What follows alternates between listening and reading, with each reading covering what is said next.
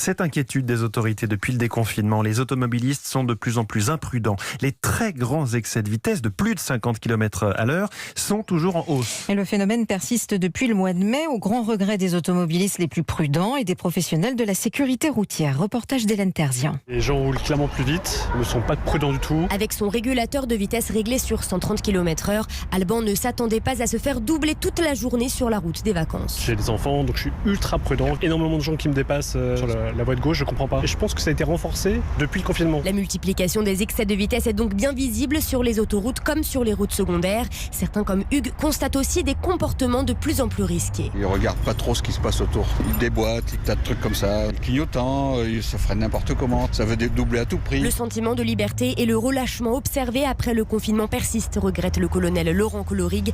À la tête de l'unité de lutte contre l'insécurité routière, il craint des conséquences encore plus graves en cette période de départ en vacances. Maintenant qu'il va y avoir les chassés-croisés, les routes vont devenir encore plus dangereuses, surtout si ces gens-là, qui n'ont pas pris conscience qu'ils sont redevenus dans une situation de circulation normale, continuent à rouler de façon démesurée, ils se mettent en danger, mais surtout ils mettent en danger les autres en face d'eux. Et il conclut avec un conseil de circonstance. Sur la route, le geste barrière, c'est le respect du code de la route. Hélène Terzian.